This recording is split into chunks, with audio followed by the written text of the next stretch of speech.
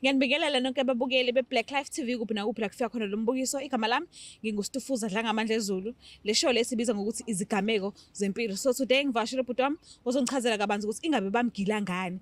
Nanokuthi usehilile yini. Asimuzweni ukuthi ingabe usiphatheleni. Sawubona. Yebo, ninjani sisi? Siphila kanjani? Hayi siyaphila kakhulu. Ngiright nami ngicela isibongo nendawo odabuka kuyona. Isibongo sami ngwakashandu, ngidabuka oLundi. La ngisuka khona kodwa manje ngila eThekwini ngawo amatoho la engiwazamayo nezinto eziningi nje engizenzayo ezehlukene ngoba ngemisebenzi umlungu. Oh okay. Cela ubulisa ababukela emakhaya mase ke uyasichazela udabo lakho oze ngalo la ekhaya namhlanje. Ngiyacela ukunibingelela lapha emakhaya ngisho ukuthi igama lami nguGetsemane ngwakashanda isibongo. Ngizokhuluma nje ngento ebhlungu eyenzeka empilweni yami. Namanje ngithi mangicabanga angazi ukuthi kwenzakalani vele kwehla inyembezi ngaphakathi uthi indoda phela ayikhali ayibonakali kodwa sifela ngaphakathi. Kwenzakalani kahle kahle ushushwa yini? Angithi mina ngikwezenkolo bafundisi kahle kahle uqondene nomfundisi othize. Okay. Engeke ngikwakwazi ukumusha igama lakhe. Yes. Okay. Owangila ngalendlela sisiwami ukuthi ngacishe ngaboshwa. Maybe ngangagwetshwa noma u25 years because icala owayefuna ukunginemba ngalo kwakuyicala le rape. Hawe ma. So leli cala le rape ngangiqala lapho ukwazi ukuthi icala limbula ingubo lingene ngoba kwafika intombazane kahle kahle kimi. Yafume ifika le ntombazane ifika iyangitshela ukuthi eGetsemane mina ngikhonzile.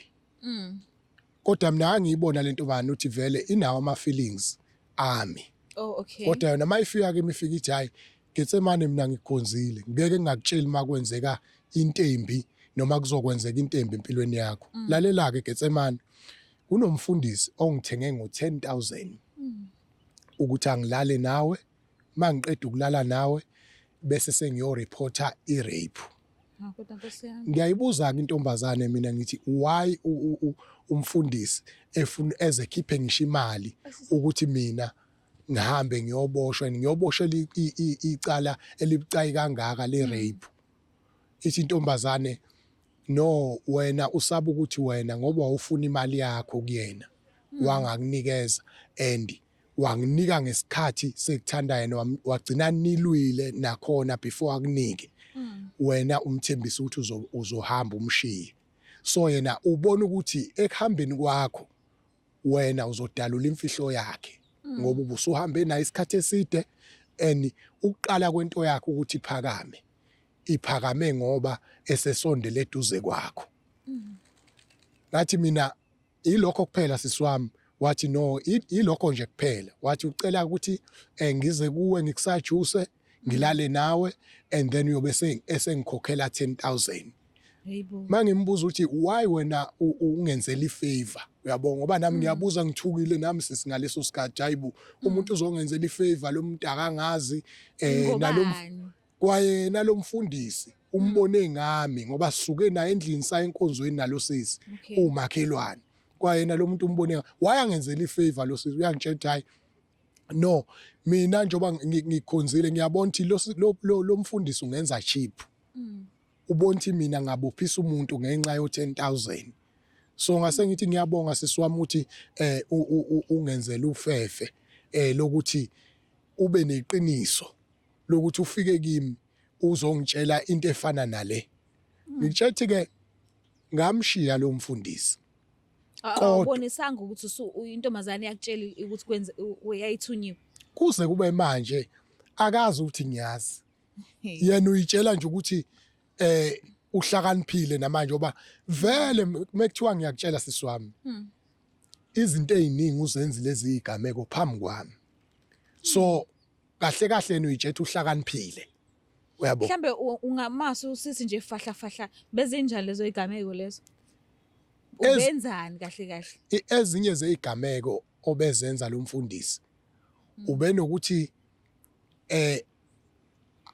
athathe amantombazane alamanayo awenze abafazi bakhe kube isithembu sakhe amithisa intombazane ingane aphinde amithise nenye zilamana zo2 zibe nengane zo2 ebese eseyijaha ngomshado ukuthi zinga react entweni embi ayenzayo kuzona into ebhlungu ngangithi mangihamba naye umzali wazo wayengamhloniphi kangangokuthi wayevela ambize abuza ukuthi kushodani la endlini anikeze umzali imali engango200 athi ahamba uyothenga ama braai pack 200 anikeze umzali yo uyangichazela ukuthi leyo nto leyo isho ukuthini wena uma unozwelo uhamba nalowo muntu isho ukuthini kuwe uphatheka kabi kanjani umuntu ngempela uthi uyakholwa ngempela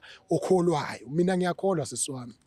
So lezi izinto abezenza ezimbi njengoba uyichaza njengamanje ubuthi uma uthula uyibuke uthi ayi vele mina angizingeni noma bowukhuluma naye uchaza ukuthi vele usuke ungenzeli mina impilo yakho kodwa nje lento leyo yenzayo nje ayikho yinhle bekuyibhubesi lezi sisiwami ubongeke nje uzokhuluma lokho makuthiwa usayimisele ngokusebenza naye eniwazi ukuthi uyarenta kusamele uthenga ukudla awukho kini njoba ade ngisho ukuthi mina ngiwasolunizela ngamatoho uma mina ngilahla lento ngizophila ngane egcineni uzolahlekelwa nawe ngizolahlekelwa mina nginengane mina ngiyarenta mina ngithenga igrocer so ubengiholela every month.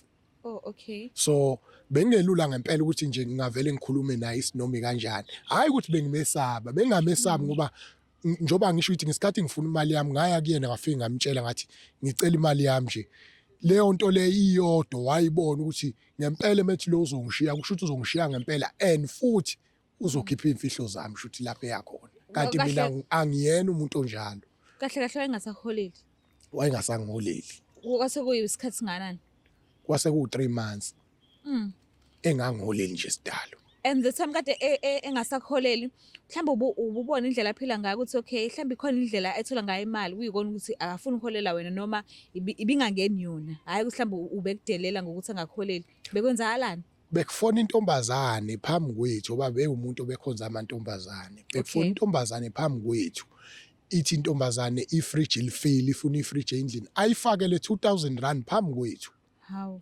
okay ekubeni wena uholanga ngingayiphethe imali for 3 months leyo nto ingiprovoke ukuthi lo muntu wayengenza isilima mina ngokuthi anganginikeza imali kodwa intobani mayifone uyinikeza imali phambi kwami ayisendele o cash send phambi kwami iyona into yayengenza ukuthi mina ngilwe naye lo mfundisi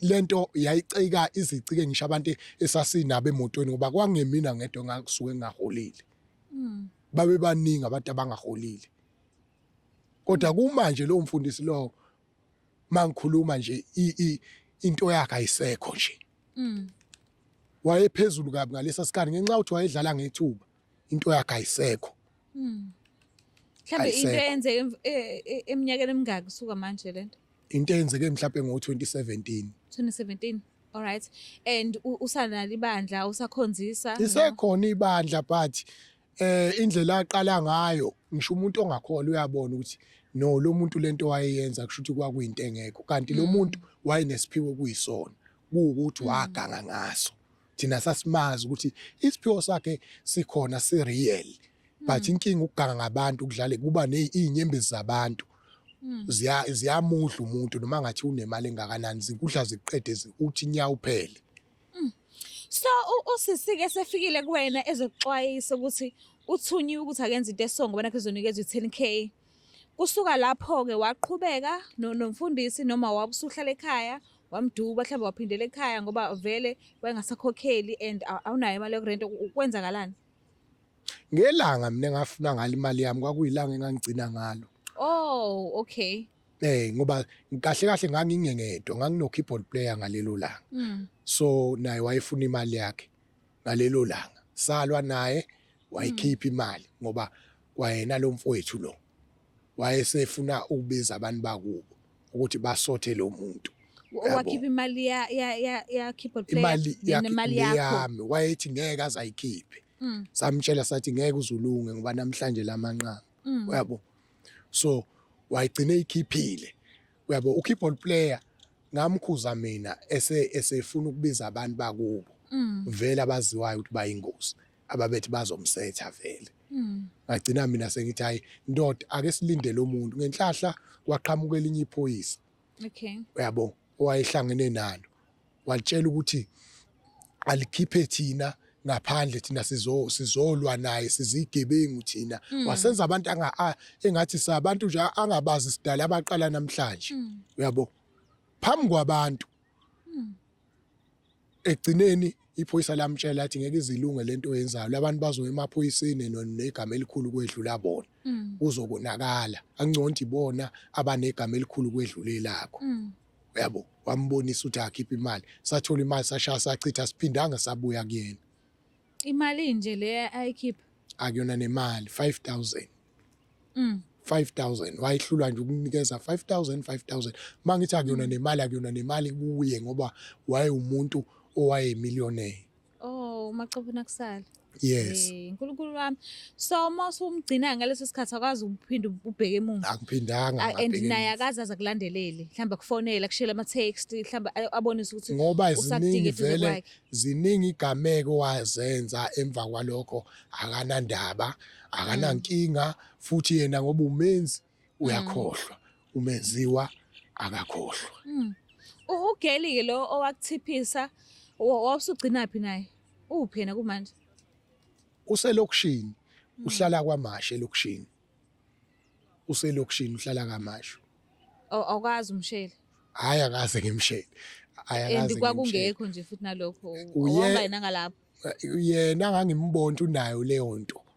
Kodwa kimi wafika wangena ukuthi ungikhonzile kodwa yena angimbona unayo leyo nto ba even keyboard player lo waye umngane naye ngoba kwakunobuhlotshana wayinakho ukungitshela yazi ukuthi yazi usibani kwekhulume kanje. Uyabo? Usho ukuthi ke mina ngaleso sikhathi ngangishawa zinkinga zami ngalokhu nganakile into eziningi nake nje ukuthi ngifuna imali lengiyifunayo ukuze ngirente ngidle nginengane futhi. Uyabo? Wesike ngihlala noma wengane. Okay. So umfundisi usakumboneke manje noma uhlukana nje? Hayi azwani nje mhlawumbe mangathiwa siyabonana ngawo sawubona kuphela nje. Nihlangana emasontweni? Asihlangani nje emasontweni ngoba umuntu osowasuka ngisho khona la eThekwini. Oh okay uhlala eKudeni. Uhlala eKudeni. So mangase kuthiwa kuyaqondana nokuthi uyayibona le video ungafisa ukuthini kuyena? Awu Nkosi yami angifuni ukuqamba amanga. Vela ngimenqini. Anginankinga nje naye uyazi ukuthi anginankinga naye. Phela nje ngifisa ukuthi aphenduke. Okay. Uma lento ecabanga nabanye abantu wakwabenza lento. Ahamba ayoxolisa kubo ngoba mhlawumbe kophinde kumphinde. Mhlawumbe sekumphinda ngokuthi kushiwo negama lakhe. Mina ngiyamsave ngoba ubesefana nomfowethu kimi. Kahle igama lakhe ngabe ngiyalisho ngoba ngimenqini. Ngiyamsave ngoba besefana nomfowethu. 2 ngumuntu okholwayo. Ngangiqonda ukusebenza naye ngangaqondile ukulwa naye. Uyena owajikela mina. Ngiyakuzwa. So i-experience oyitholile mekuukuthi umuntu ongaphambili kwakho ukwazi ukwenza izinto ongazincomi ezenza phambi kwakho ngokusebenzisa igama lenkolo. Wena ngesingawe uqhubeka nokholo ngenxa ukuthi uphendukile ngokwenela noma usaqhubeka ukhonza ngaliphi? Mina uma ungangivalanga nje ukuthi ngibize igama lika Jesu ngiyaqhubeka nawo. Akunandaba nokuthi abobani useduze nabo benzeni nana. No ngenxa yani nakhona ngenxa yokuthi mina abantu ngiyabazi. Bengiyilo muntu obehamba namatende nje. Angisho neqaleni kwami bengihamba namatende ayikho inhlobo yomuntu engayazi ekholwayo. Uyabo? So ukuthi wenzani kanjani leyo nto leyo ikuwe ukuthi uyakholwa noma ukholwa. Ukuwena ngeke umuntu umbone emehlweni ukuthi lo uyakholwa noma athiwa wenzani noma athiwa akabhaliwe akenzi. phela. So that's why ngithi mina uma ungangivalanga ukubiza igama likaJesu ngiyasebenza nawe. Oh, okay. Ngicela siphume kancane kulokho esingakho lamanje. Ungithinta mawuthi ubuhambeza amatende and isikhathi esiningi ey'ntweni enkolweni yabantu abathi basindisiwe bake bathi abayisebenzisi izinto zesiZulu enjengokuhlaba kanje abagqoka iphandla wasmile Uthi nje ukhuluma itopic engiyaziyo ukuthi nombani olapha ekhaya ufisa ukuzwa ukuthi engabuGetsemane ngoba uyazi ukuthi ngithatha ukuthini ngicela ungichazele ngiyacela ngifisa uku-understanda kahle kodwa kahle wayi lo mbuzo uqondane nami. uxolo No, ekuthe concerning lokho ngoba mina ngishadile. Njoba ngishilo Okay. ngathi nginoma wengane naye futhi engahlukana naye but angishadile. Angi-criticize umuntu entweni yakhe ayenzayo nakholelwa kuyo. okay Futhi mina ekhaya mangibiziwe kuthiwa Getsemane uzosebenza ekhaya senza ukuthi ngenxa ukuthi angikawuphuma umuzi wami yabahlonipha abazali ngifike ekhaya ngisebenze. yes Ebese ke ngiyahamba ngesikhathi sokuhamba. okay So angigxeki umuntu ukuthi ukholelwapi ngoba mina abazali bami abazali bami angishintshile lokho noma ngathi umzali wami ngoba sengisele nomama ubaba ushone 2022 uyaqhubeka nje abe ubaba wami akalona idimoni. okay Ubaba wami nje ubaba wami akalona idimoni. Ubaba wami kuyenzeka futhi ngimkhumbule nami khona sashona ukuthi nganginobaba wami kwakuthiwa ubaba uShantu okay ababemthakazela bethi ungane ziyathokoza. So usewubaba wami nje angazi abanye baphusha kanjani kodwa iqiniso sisiwami engingalisho kulokho concerning lokho abantu banakho ukusiqambela amanga ube ngathi siyafana sonke bethi sithi thina abantu abangasekho amadimoni. Ayikho leyo nto umuntu osho lokho futhi esindisiwe ukhuluma into engekho akazi ibe kanjalo. Umuntu ongasekho akalona idimoni ubaba wakho umehluko ukuthi akasekho.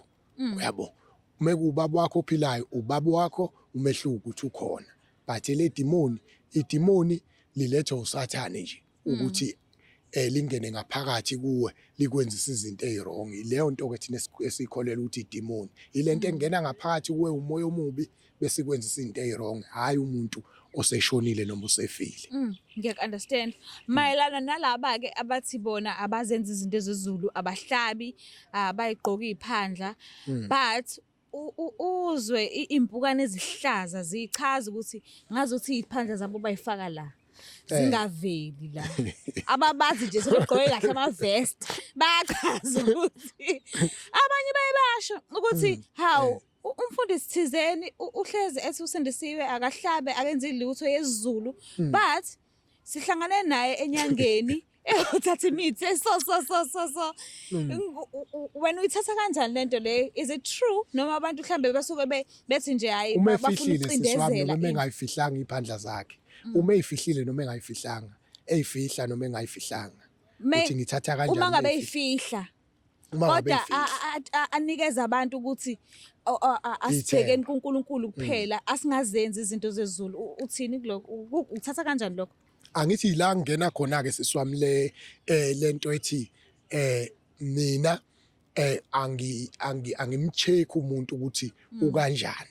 Ngisebenza nomuntu othi akangivali ukubiza igama likaJesu ngoba umuntu engafika kuwabiza igama likaJesu anikeza abantu ithemba enze yonke into kanti ufaka iphandla ngaphansi uyayifihla uyayigoqa wenza yonke into.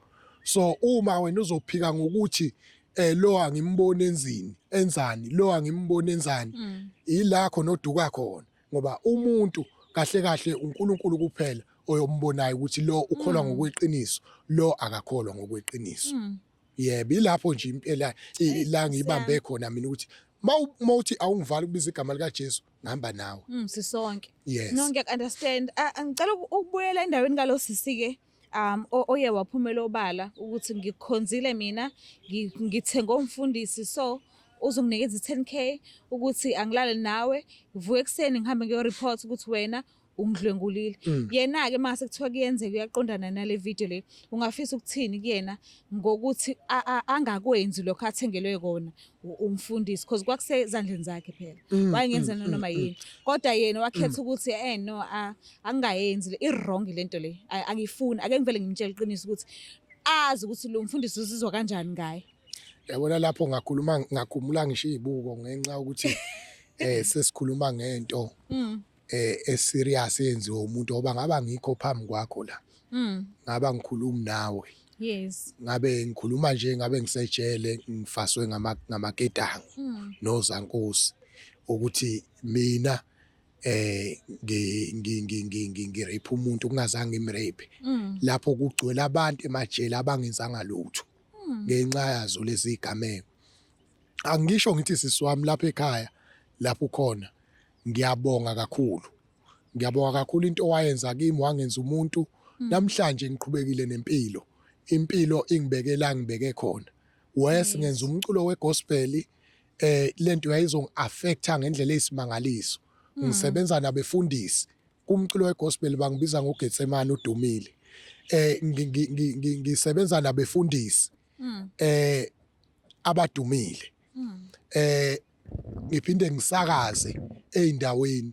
Kushuthi ulosisi lo kahle kahle sisiwami waqhubeka wangiphi opportunity yokuthi angiqhubeke nezinto engizenzayo ngoba ngi-innocent. Yes. Ngimthatha kanjalo ngendlela engimbonga ngayo mina ukuthi ngiyabonga ukuthi uqhubeke ungiphi ithuba lokuthi ngiqhubeke nempilo ngoba wazi ukuthi ngi-innocent. Ngibonga ijudgment yakho nejustice yakho. Wabenza ubuntu bengasekho abantu abakwazi ukwenza ubuntu njengalaba njengaye lo sisi. Angifuni ukuqamba amanga lo sisi ngasisho isibongo sakhe igama lakhe ngeke ngilisho usisi wakaZulu uSithuli Sikandaba. Ngiyabonga Sithuli Sikandaba ukhombisile kubantu bakaZulu ukuthi ngempela uSithuli Sikandaba bayalimela iqiniso bama njengoShaka. Imake yabona indlela abafundisi abanepower ngakhona angazi mina isikhathi esiningi abantwana abancane bamantombazane bachaze indlela abayisondeza bona kubantu abasekhundleni. Angazi noma kusuke kujaheka isikhundla yini ukuthi umuntu abe umfundisi noma intombi yomfundisi. Angazi ukuthi into ebalekile kangaka indlela abayiphosa ngayo ebantwini abanobuholi. So indlela okhuluma ngayo uyatshengisa ukuthi okay usebenza nabafundisi and uwenza umculo wegospel. Lokho ongakubeka ethubeni elikhulu ukuthi nayo ngelinye ilanga uyithole usumholi webandla thizeni. So ungakwazi kanjani ukuyivikela izinto ezinjalo ukuthi okay ufocus kulo obusumlobolile ngaleso sikhathi because uye wachaza ukuthi mangani yakho ansekho ndawonye. Yes kunjalo. Yes ungenza kanjani ukuzivikela ebantwaneni abaziphosa bona belandela isihlalo sobuholi. Ngicathi kulula kakhulu. Uthatha nje lo wesifazane osukushade naye because mina ngeke ngibe nebandla ngashadile. Uthatha lo osukushade naye aqondane nabanjengaye bese nami ngiqondana nabanjengami ngoba kulula lapho ukubona ukuthi uze ngani usibanibani nobani uze ngani engingasho nakhona ukuthi akalwiswe umuntu menama feelings noma enezinto azengazo kumfundisi bakuyenzeka omunye eze kumfundisi ngento ethize aguquke sephakathi. Yes. Athatha ukholo olupure ukuthi no yazi kanti ukukholwa kumnandi kanje njengami nje. Mina ngisindiswa nganginalento eyintombi ukuthi ngiyetendeni kuneyintombi etendeni njengoba nabanye abafowethu mongasindisiwe uyasho ukuthi ngiyetendeni kuneyintombi asamsoshela. So mangifika lapha ngibona lapha iziyabuya lapha etendeni ayiphela ayibambeka iyekeke hayi ithini lento ayibambeka iyekeke hayi yabona hayi cha impela hayi cha kuhle. So ke nami ke ngaphakamisa isandla khona ngangihlabekile impela ngahlatshwa yizwi kodwa izwi la ngihlaba kodwa usisi yena ngangimbonile yabo kanti naye uzohlabeka. Okay. Uzohlabeka. Umehlabeka lo sisi lo. Ngenhlahla savele kwathiwa hayi le branch esiyakuyo vele sizokhonza ndawonye. Okay. Masikhonza ndawonye mina ke ngiyakhonza kodwa ngivala ihlelo lodwa ngiyambuka ukuthi hayi ayikhona mani yini? khona lentokazi uyabo. So lesikhathi kushunyayelwa ke kuyashunyayelwa ekuhambeni kwesikhathi nakhona njalo ngize ngiqanjwe leli gama ngoba ngangilo ngicula lona Getsemane. njalo mangiba phambili Getsemane ngicula ngithi ngikhumbula iGetsemane ngicula kwaku 2002 ngisindiswa ngikhumbula Okay. iGetsemane ngicifisile lodwa ngibona lo sisi kwashunyayelwa ngase ngaphenduka agcina ngiphendukile-ke sengumuntu ngoba sasishunyayeliswe ebandleni sicathuliswe washo ukuthi sasithola umuntu okwazi ukukhulisa abantu Okay. so ngagcina sengishiye phansi le ndaba yokuthi ngoba satshela ukuthi makuthiwa ufuna ukuthatha umfazi uyaye kosebenza ebese usuya kumfundisi usho ukuthi ufuna yiphi intombi bese uyayithola ngoba ngabona ukuthi yawu kanti kulula kanje ukuthi ngimthole lo muntu ngagcina ngiyima kancane ngaye ngafocasa eBhayibhelini ngoba kulula ukuthola lo muntu ukuthi ngisebenze ngibe nemali ngithathe Okay. umuntu. Usakhuluma ngendaba yokuthi wena ngesingawe ubusachaza ngesingawe ukuthi angeke uzube usebuholini ungashadile usho kanjalo ngisho. Yes Shuthi kunjalo ngizwe sisi wami. kahle. Yes Imali. yes ezemshado. Yes Bakhona abafundisi esitholayo ukuthi bakugcotshiwe babafundisi abaphelele kodwa asazi mawa kwakhe asazi izingane zakhe akashadelwe and uthola ukuthi abanye ke okay sure grand sharp mhlawumbe ushadelwe but uthola ukuthi abanye usebuholini but unesithembu yes of which kuyinto enqatshiwe kwa Christianity. yes So uthatha kanjani yonke leyo nto leyo? Mina ngesingami mina ngumuntu okholelwa eBhayibhelini okusho iBhayibheli ngebhadi ngangena ngafundiswa ngeBhayibheli. iBhayibheli into esekhanda kimi ayikho ku script. So Okay. safundiswa ngayo yonke leyo nto leyo even uqala ibani mawuqala ibandla awuliqala unganawo umfazi uliqala unomuntu wesifazane obambisene naye oshadile naye wamlobola Yes. wenza yonke into. So But laba abagcotshiwe laba ke abagcotshiwe abangashadelwe bona. abangashadile ngoba ngikanje ngeke ngikhulume ngigeqa amagula ngabo Yes, but kodwa wena ukuthatha kanjani? wena? kodwa mina ngesingami Mm. angikuthathi njengento evumelekile ngokweBhayibheli Oh, okay. nelele ngikholelwa kulo angikuthathi njengento evumelekile ngokweBhayibheli. iBhayibheli lithi ukuze ukwazi ukuhola ibandla fanele ukwazi ukuhola umndeni wakho. Yes, umndeni So, wakho. uma That's ungakwazi- one. Two, kuthiwa kwa Christianity fanele ube mfazi munye. Yes Laba abanesithembu sithini kubona uzizwa kanjani ngabo? laba banesithembu ngeke ngizwe uma beyiseka bathi bayiseka ngendaba Beyiseka! kaSolomoni. uSolomoni wayenabafazi abaningi angazi noma uyayazini Yes. nezancinza eziningi so izancinza zintombi so uSolomoni wayenabafazi ngoSolomon. yes uSolomoni wayenabafazi nezancinza eziningi so uma uzokhuluma bavele bakubambe ngevesi so Okay.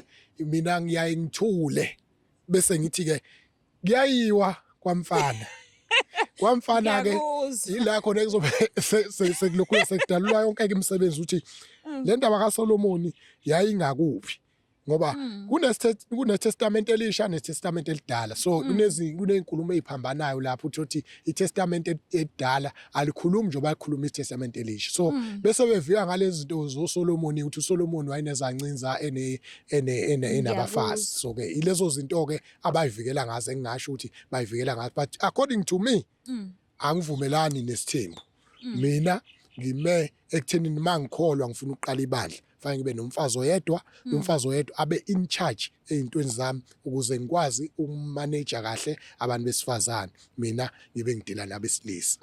Baba Mthi, siyabonga kakhulu ukuthi nje usivakashela uhlelo lethu and indlela uchaza ngakhona nje manje ngiyafunda izinto eziningi ngithembe futhi ukuthi akusimina ngedwa nabantu abazobe bebuka le video le nabo bazofunda. Ngiyabonga kakhulu nje ukuthi ungivakashele kuhlelo. Ngiyabonga kakhulu nami asibonge kodwa intombini yakaZulu ndaba ezitha Siyabonga mthiya kakhulu sochikazi Nkosi yami Hayi. kuMageba. Nkosi yami nakuze ngifake isibongo sami ndisochikazi mina usochikazi kodwa phela ke sesiyaxoxa Ngizana. undaba ezitha phela wathengwa ngapha kwambatha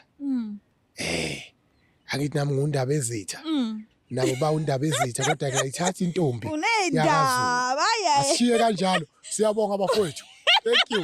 Siyabonga kakhulu. Mbuke lapha ekhaya. Ngicela ukuthi ungakhohlwa ukuthi usubscribe, ulike, ushare mina ngiyithanda kakhulu. Bye. It's the Black Life TV.